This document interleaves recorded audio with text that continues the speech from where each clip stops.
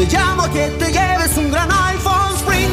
Te ofrece 30 días para decidir. Enamórate de Sprint. Cámbiate y llévate un iPhone XR Lease con su increíble cámara por solo $15 al mes. Visite limitado.com/iPhone. iPhone por $15 al mes luego de crédito mensual de $16.25 que se aplica dentro de 2 facturas. Con verificación de crédito, lease de 18 meses y nueva línea. Si cancela temprano, el saldo restante será exigible. Oferta no disponible en todas partes. Excluye impuestos y recargos. Sujeto a cargo por activación de $30 y restricciones.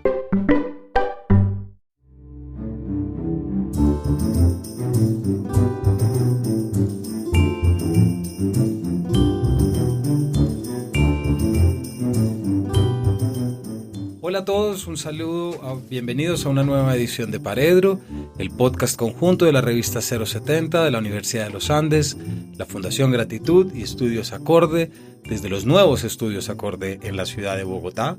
Para el día de hoy tenemos un invitado que es ya un amigo de la casa, es quien nos acompañó de hecho en la primera entrega de Paredro. Ricardo Silva, bienvenido. Muchas gracias, Camilo, muy contento de volver al programa. Y si la vez pasada estuvimos hablando sobre un libro magnífico que siempre hay que recomendar y hay que volver, que es Ficcionario, para el día de hoy tenemos una novela que seguramente muchos de ustedes han visto ya en estanterías de librerías, y si han seguido los listados de libros más vendidos van a ver que está en un segundo puesto hace ya 15 días, ¿no? Tenemos que eliminar ese primer para que llegue al primer número, o sea que quienes no lo hayan. Una campaña nacional. Una campaña nacional para que Silva esté de número uno. Nos referimos a una genial novela que se llama Cómo perderlo todo, publicado por Alfaguara hace apenas un mes. Está absolutamente reciente. Y durante el día de hoy pues estaremos hablando sobre esta novela y Ricardo nos estará contando sobre todo un dibujo bastante particular que está en la portada y que todos lo pueden ver, que es Fuck 2016, porque si ustedes tienen buena memoria pues recordarán que 2016 fue un año que pues no pasó desapercibido, ¿no, Ricardo? Sí, 2016 fue un año por lo menos estremecedor para todos los que nos sentimos del lado de las causas progresistas o las causas liberales. Pues fue el año en que nos quedó claro que no teníamos ganado nada, que íbamos a seguir dando este pulso toda la vida y que estábamos haciendo poco esfuerzo por comprender el lado conservador de las cosas o el lado conservador de las sociedades, y que toda nuestra corrección política, todo nuestro esfuerzo por educarnos en la inclusión, en la igualdad, en usar con mayor cuidado el lenguaje, por ejemplo, pues estaba sirviéndonos solo a algunos, que otros se sentían agredidos por eso, por ejemplo, y pues realmente fue una sorpresa. Ganó el no en el plebiscito, ganó Trump en Estados Unidos, Inglaterra se separó de Europa. En fin, eso para decir los hechos enormes, pero también en las vidas privadas hubo muchos golpes. Por ejemplo, en mi familia murió mi papá y fue pues devastador. Conozco pues casos de mucha gente que se separó, que se divorció, que perdió todo, como en el título. Y era muy conmovedor ver a la gente en los últimos días de diciembre diciendo justamente eso, Fuck 2016 en videos, la gente unida por una causa muy chistosa, que era odiar a un año con todas sus fuerzas como si hubiera sido una persona, un monstruo que había devorado todo lo que había encontrado a su paso. Y además de ese flujo negativo del cual estaremos hablando, no podemos olvidar que es un año que arrancó con la muerte de David Bowie. Bueno, que ya arrancó con la muerte de David Bowie, terminó con la de Leonard Cohen y con la de Carrie Fisher y la mamá, que fue la más extraordinaria. Un día Carrie Fisher y el otro día la mamá. Eso es increíble. La primera frase de la novela ya, y es como yo decía hace poco en alguna parte, es una de esas, es un primer párrafo que terminarán en nuestros manuales de literatura, pasará a formar parte del ICFES, si es que todavía se llama ICFES, y de los manuales. Es milagroso e inverosímil que tan pocos matrimonios acaben en asesinato. Tal vez sea así para probar que el castigo no es la muerte. Quizás el amor sea esa sensatez de último minuto, aquel indulto, o sea tal vez esa buena estrella. Tal como nos decía Ricardo, esta es una novela sobre el desamor, sobre cómo ese 2016 llega y atrapa a sus personajes, parejas amorosas y bueno, esos influjos, esa luz oscura que termina iluminando esas partes negativas. ¿De dónde sale este libro, Ricardo? ¿Cómo se empieza a construir? ¿Cuál es el momento en el que se llega a entenderlo como terminó siendo? Yo creo que tiene varios momentos.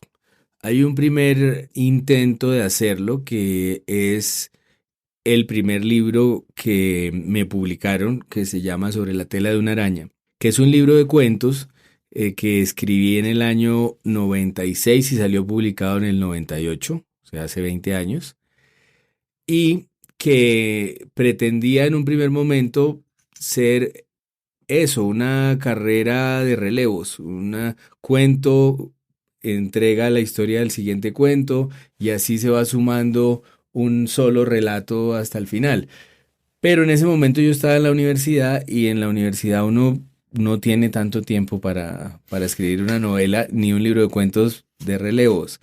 Entonces los cuentos terminaron siendo independientes y la idea de una mural así en donde estén una cantidad de parejas y una se tropiece con la otra y esa otra asuma el protagonismo de la narración, pues esa idea quedó archivada para un momento en el que primero tuviera el tiempo para hacerla y segundo supiera hacerla. Luego lo que pasó fue que terminé la novela sobre mi familia que se llama Historia Oficial del Amor y mi compañera de oficina, que es mi esposa también, estaba leyendo el primer borrador y encontró en un capítulo muy particular, que es el capítulo en el que mi abuela, la mamá de mi papá, empieza a considerar la posibilidad de casarse de nuevo en el año 41, acabando pues de ser viuda, recién muerto su primer marido, está considerando esa posibilidad y sintiendo todas las miradas de la sociedad del año 41 encima.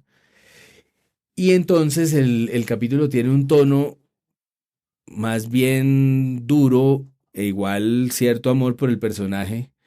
Esa idea suelta a mí me revivió una cantidad de historias de parejas que tenía acumuladas con los años.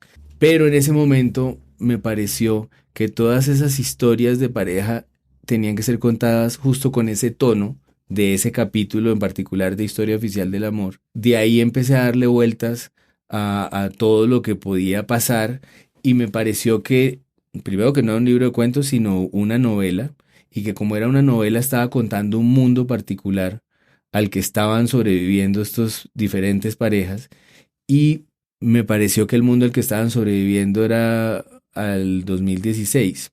Pues dentro de ese 2016 también hay, para nuestros oyentes, Ricardo, hay un tema especial y es el punto de partida de la novela, ¿cierto? Es de un profesor de filosofía, ¿verdad? Que Sí. debe tener unos 60 años más o menos. Sí.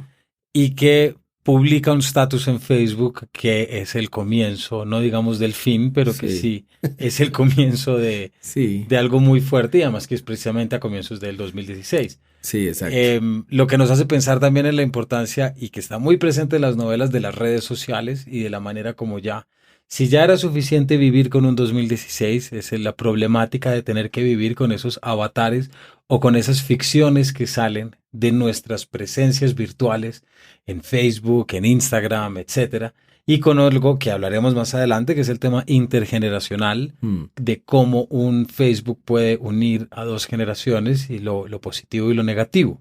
¿Por qué no nos cuentas un poco sobre esa parte de lo virtual?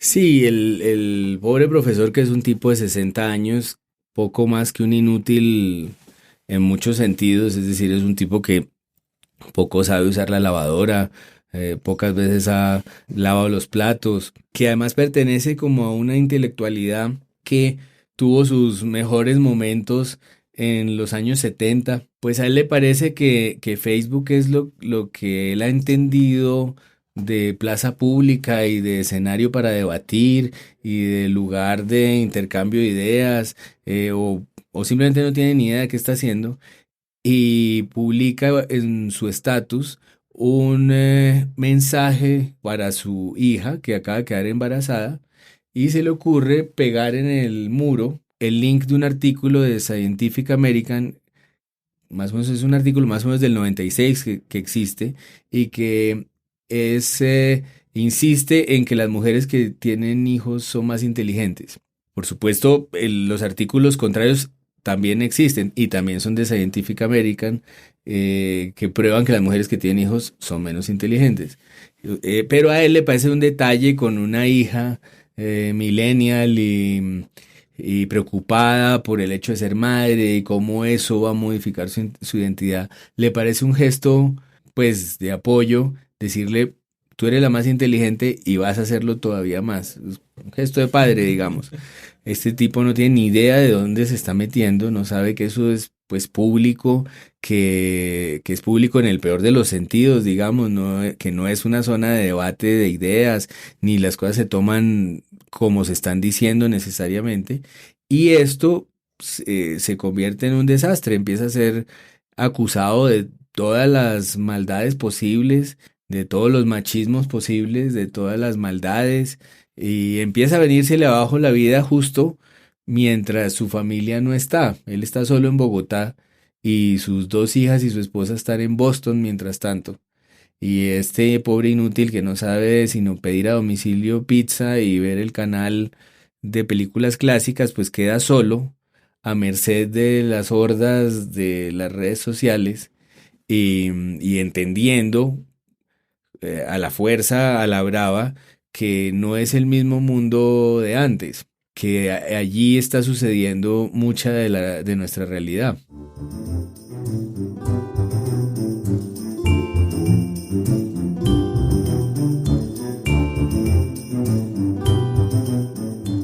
Hay una cita muy, bueno, que a mí me parece que ilustra muy bien sobre todo este punto que toca la novela, porque como vamos a hablar ahorita, esta es una novela que debe tener más de 30, 40 personajes, es una novela grande, es una novela larga, en la que siempre, además que tiene un método narrativo muy particular, es el punto de vista del narrador va moviéndose entre los distintos personajes, como quien entrega un testigo, algo muy parecido a una cámara cinematográfica, pero para cerrar este punto que está diciendo Ricardo, hay una cita que a mí me gusta mucho y que le dice el personaje, y es la siguiente: el punto es que esta generación de ustedes, con su supuesto liberalismo de Facebook por delante, tiende a ganar las discusiones ninguneando, declarando cavernarios e invalidando a sus contradictores. Yo soy un liberal más. Yo no soy el enemigo, ni lo voy a ser nunca, porque soy incapaz de ponerme en la tarea de hacerle daño a nadie. Pero llevo lo que lleva este año de mierda defendiéndome de una horda de feministas de libro de bolsillo que decidieron que yo era lo peor que habían visto en sus vidas porque quise publicar un artículo de Scientific American que jura que las mujeres que tienen hijos son más inteligentes. Es decir, es ese momento en el que uno de los personajes ya rompe contra podemos llamar un orden imperante, ¿verdad? El que es el mundo virtual. ¿Qué tanto, Ricardo, dentro de esta radiografía que es la novela, de lo que hemos llamado un cuadro de costumbres, una historia de costumbres bogotanas, porque esta es una novela que si la leemos en 50 años vamos a saber cómo vivíamos en Bogotá? A mí me lo parece como lector, cómo vivíamos en ese 2016. ¿De qué manera a ti personalmente, como autor y como padre y como persona, pensaste en tu propia interacción con las redes sociales en el momento de poder escribir y meter ese subtexto dentro de la novela? Porque me imagino que también has recibido muchos comentarios de lectores a través, tienes, por dicho, cuelgas en Twitter tus columnas, etcétera. O sea, que hay una interacción que Sí, no te es ajena. No, y yo debo decir que en términos generales la gente es muy amable conmigo en las redes, muy generosa y muy a favor y parece como gente de mi familia, casi como apoyándome y como casi siempre entendiendo que incluso cuando no están de acuerdo conmigo, de mi parte hay buena fe. Me da la impresión que eso sucede con la mayoría de los usuarios. Por supuesto, también hay gente, pues, que tiene vocación de troll y le fascina enrarecer toda la situación y tratar de buscar teorías de conspiración. Hay gente además contratada para eso. Es decir, eso también se da, pero yo debo decir que a mí me ha ido muy bien y que valoro mucho de las redes la parte de la solidaridad. Pero por supuesto también sirve para potenciar el pensamiento de manada, que los políticos lo descubrieron pronto y han estado pues reuniendo grupos de gente que obedece antes de que les den las órdenes, y también sirve para hacer tribunales de justicia que condenan rápidamente a personas que ni siquiera entendían que estaban siendo juzgadas. Ese es el lado que me parece peligroso y es el lado que enfrenta este personaje, porque lo bueno es ese lado solidario, pero lo malo es muy malo. Claro. Y además porque el 2016, en la medida en que tuvimos el tema de las negociaciones de paz, del plebiscito, de Trump y otros temas que ahorita vamos a hablar, pues también nos dejó una gran enseñanza de lo que es el valor negativo de las redes. Es decir, de hecho sale del 2016 la palabra posverdad, Claro. empiezan a aparecer esta cantidad y también que ilustran de alguna manera nuestra manera de leer y nuestra manera de entender el mundo desde lo que alguna vez hablábamos, y creo que esto fue el día del lanzamiento del libro, desde lo que es leer con ideología, Sí, claro. ¿verdad? Es lo que es leer Claro. ya sabiendo, no es tanto leer, hay una fórmula muy bonita que es la lectura con el deseo. No, esto es la Sí. lectura con la ideología. Sí, es muy interesante además el tema.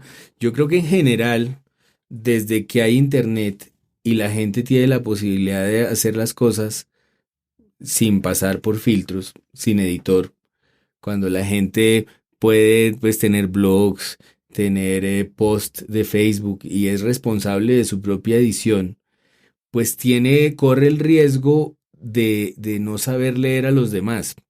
Cuando uno tiene tanto la opción de escribir lo suyo, puede correr el riesgo de estar leyendo a los demás, pero estarlos corrigiendo, estar todo el tiempo pensando, yo no habría hecho esto así, esto lo habría escrito así, esto es mejor así, como perdiendo poco a poco la capacidad de entender que el otro es otro. También me parece que todo esto de las redes, todo esto de que a uno le pongan cuidado, así sean 10 seguidores o 100 o 2 millones, que cualquier cantidad de esas es enloquecedor, que 10 personas lo estén atendiendo a uno, pues creo que lo hace preservar la megalomanía de la infancia. Si los niños piensan que el mundo gira alrededor de ellos, yo creo que esto le hace pensar a los adultos que también, que todo lo que está diciendo es interesante para los demás. Se puede correr también ese riesgo de pensar de todo lo que yo digo es útil y es valioso y todo lo que yo opino debe conocerse. Hay una distorsión también que contra la que también hay que luchar.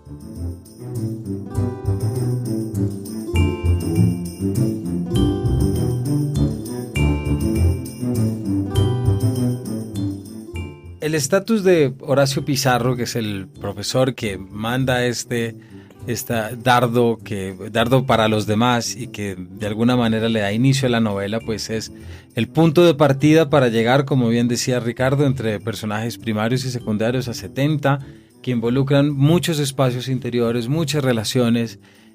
Hay una pregunta que es imposible no hacerla, Ricardo, y es ¿cómo fue el proceso del diseño? O sea, porque hubo muchos post-its pegados en la pared, hubo muchas carteleras en la casa, hubo tabla de Excel, como el otro día decía Carolina el día de la presentación. ¿Cómo funciona? Porque esto también puede ser algo desde el craft propiamente dicho que le ayude a muchos escritores que nos están escuchando.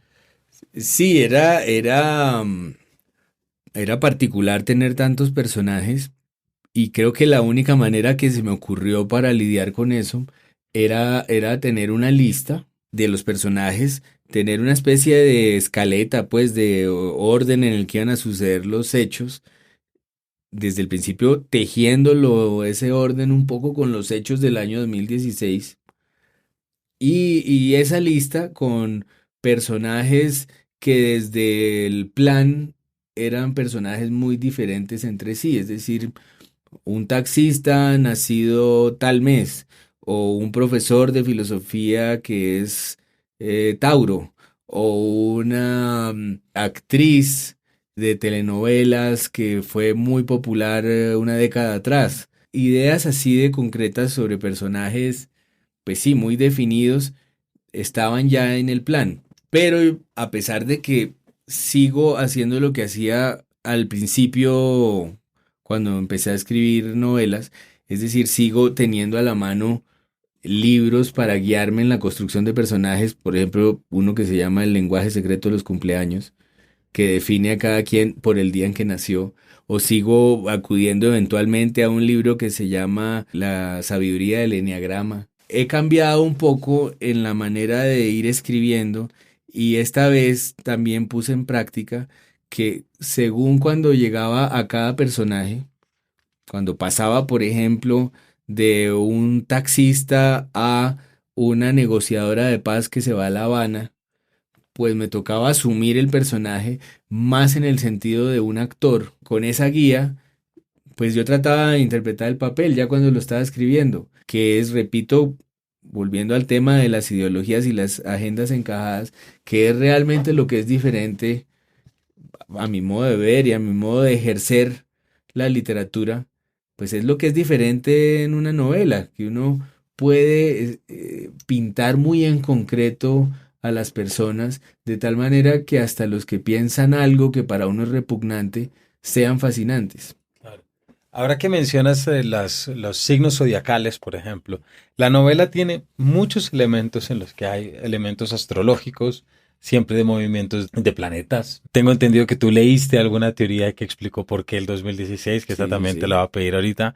Pero también volviendo a la idea que veníamos antes de cómo leer, parecería en tu novela que los personajes que reflexionan, o incluso ese narrador que reflexiona a partir o reflexiona para sus personajes, parecerían querer encontrar en los planetas la única lectura tranquila y legible de lo que fue el 2016. Y ese es un tema, de cierto modo, de la novela, o uno de las cuestiones que se van revisando desde muchos lugares en la novela.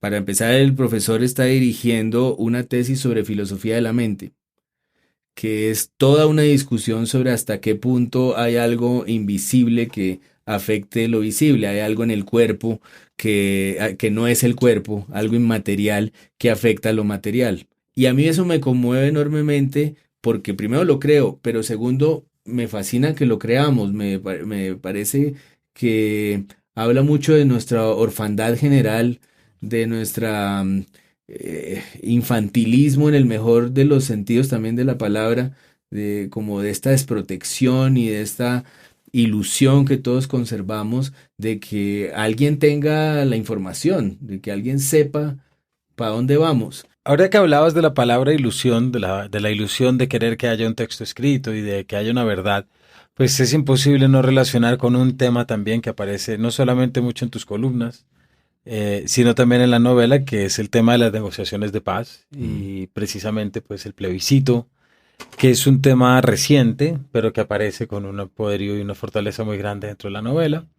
Y también pues esa nefasta sucesión de Obama, que es Trump, Sí, ¿verdad? O sea, totalmente, sí. no podía haber un final más triste Sí, para eso tan progresista que el regreso. Y de alguna manera esa pérdida de la ilusión en que no somos tan progres como creíamos. sí, exacto. Que no estábamos tan a la vanguardia como nosotros lo imaginamos durante tanto tiempo, sino que hay una amenaza, hubo una amenaza agazapada constantemente que pudo sacar un zarpazo en el 2016 y de repente recordarnos una cantidad de cosas que no sé si nosotros leímos mal o fuimos ingenuos, pero que siempre estuvo ahí también. Sin duda. Yo creo que hay un pulso entre una democracia entendida, a mi modo de ver, más correctamente como una democracia que protege a las minorías y busca la inclusión y busca garantizar los derechos de todos, y una democracia que se entiende, y lo decía muy bien Juan Esteban Constaín hace poco en una columna, que se entiende principalmente como el triunfo de las mayorías y cómo las minorías deben soportar lo que las mayorías hayan decidido, que es un poco una democracia con un pie en la tiranía. Y creo que habíamos llegado a la conclusión demasiado rápido de que esa democracia que tiene un pie en la tiranía y puede poner los dos pies en cualquier momento, que eso estaba derrotado y que eso no iba a suceder jamás, porque ya había demasiados documentos sobre lo que sucedía cuando se elegía un tirano en las urnas. Y uno pensaría que es imposible volver allí, que es imposible volver al Ku Klux Klan y es imposible volver al machismo más violento y más brutal. Pero lo que pasó en ese 2016 es que se nos notificó que no éramos la mayoría. Este progresismo que insiste en afinar los derechos, en ahondarlos, en la igualdad, en la equidad, en la inclusión, es una parte de la sociedad muy importante, pero la otra mitad, al menos la otra mitad, no cree en nada de eso y cree que lo que estamos haciendo nosotros es imponerles una visión de mundo. También ellos lo piensan como si fuéramos unos tiranos, como si quisiéramos volvernos una mayoría que los quiere aplastar. Y eso era muy difícil de entender porque uno además estaba hablando desde la posición de las víctimas, pero lo que prueba la elección de Trump, lo que prueba todos los días la existencia de Trump, cómo se ríe del feminismo, cómo se burla de la prensa libre, pues que es uno de los pilares de la democracia, cómo se burla pues de los diferentes partidos, de las diferentes ideas, que es la base de una república, pues es una prueba de que hemos asumido que tenemos la razón y allí nos quedamos, hasta el punto que es muy común entre el mundo liberal ver liberales cazando liberales, diciendo este es menos liberal. Es de una torpeza el mundo liberal que un tipo como Trump puede ser presidente, con todo en contra, con los votos en contra. El tipo llega a ser presidente y es fascinante de ver. Yo creo que a los liberales, porque nos repugna el discurso facho, nos molesta la gente guerrerista, nos molesta la gente fanática, religiosa. Hemos empezado además a pensar que todos los que no sean liberales son iguales y son como una masa de gente nazi que nos persigue. Y eso no es verdad. En ese mundo conservador hay muchos matices, mucha gente que piensa unas cosas y otras no, como en el mundo liberal. Y hemos caído desde nuestros títulos, de nuestras carreras, desde nuestros diplomados, desde nuestros libros, nuestra música, nuestras obras de teatro, nuestra superioridad que nos da nuestra cultura, hemos caído en una reducción de las otras maneras de enfrentarse al mundo, que creo que es lo que nos tiene derrotados y lo que nos tiene alejados de la mayoría del electorado. La gente liberal no entiende al electorado de Trump, no sabe cómo comunicarse con ellos, los desprecia de entrada, los desprecia como ignorantes, como una masa de ignorantes que no creen en la evolución. Necesitamos entender ese mundo, necesitamos establecer contacto con ese mundo, porque siempre nos toma por sorpresa. Eso revela que no estamos entendiendo del todo a una muy buena parte de la sociedad, y yo creo que es muy importante hacerlo.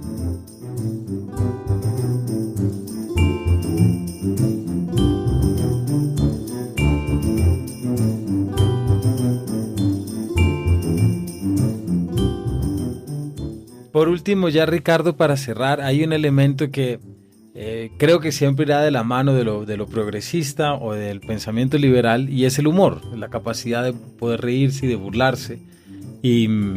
Y esto ocurrió ahorita mucho en las elecciones que acaban de ocurrir en Estados Unidos, como los demócratas utilizaron el humor como una de esas armas contra las exageraciones republicanas, etcétera. ¿Y por qué digo esto? Porque hasta el momento nuestros oyentes van a creer que tu libro no tiene uno de tus sellos particulares en tu manera de hablar y muchas veces de escribir, que es precisamente el humor.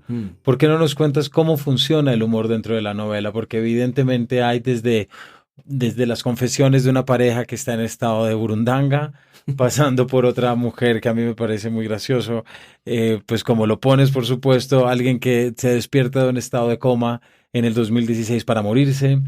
Sí. Ahí son unas fuentes también de respiración que aparecen dentro de la novela para un tema que de por sí es complicado. Yo creo que la novela va de la tragedia a la comedia con mucha facilidad, de pronto hasta con mucho descaro, sin mucha preocupación por estar cruzando esa frontera. Creo que además es un modo de ser. Es decir, la razón por la que la gente le da ataques de risa infantiles en las misas o en las juntas de negocio es porque la solemnidad llega a unos extremos tales que lo único que queda para respirar ese aire es reírse. Es la única manera de respiración que le queda a uno en una misa seria y grave, es soltar un ataque de risa de esos incontrolables que uno termina mirando al piso y pidiéndole ahí sí a Dios que lo salve. Es un modo de ser el humor, y en este contexto, en el contexto de la corrección, en el contexto de la gente que se ofende por el humor, pues es muy importante recordar que además es ficción.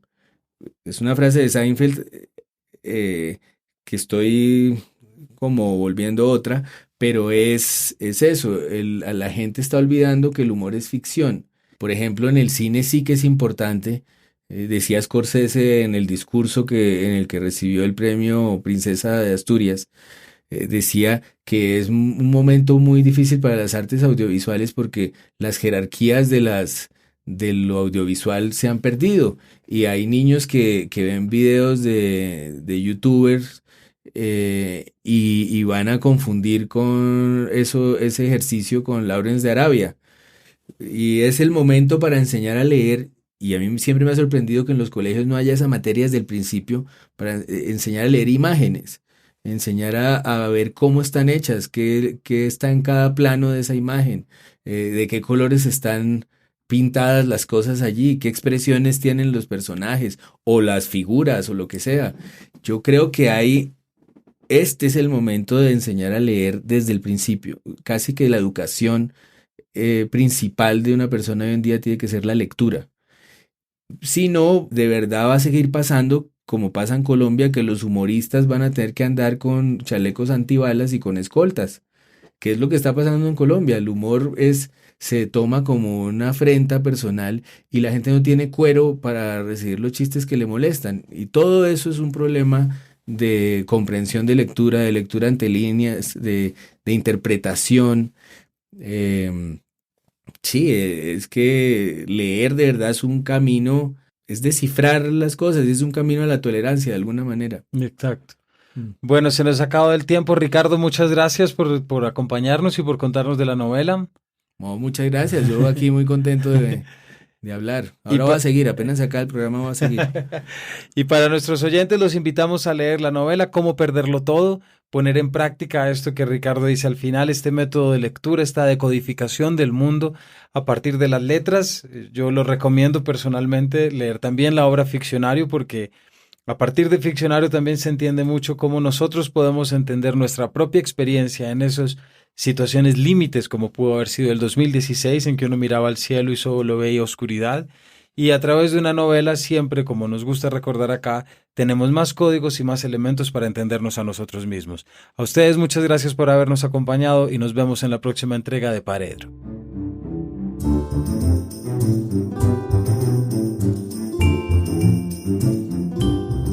Paredro es un podcast de 070 Podcast en colaboración con Acorde FD y la Fundación Gratitud. Es producido por su anfitrión Camilo Hoyos. Cuenta con el diseño de María Elvira Espinosa, la música es compuesta por Gabriela Navas y la dirección y edición general son de Sebastián Payán.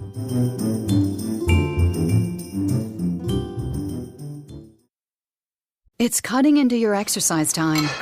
It's stabbing you in the back nine. And it's attacking your peace of mind. It's pain, and it's getting in between you and the life you want to live. CBD Medic targets your pain at its source. It's fast-acting relief with active OTC ingredients, plus the added benefits of THC-free hemp oil. Get back to your life with CBD Medic, available online and at CVS. These statements have not been evaluated by the FDA. This product is not intended to diagnose, treat, cure, or prevent any disease. Y yo te llamo a que te lleves un gran iPhone Sprint.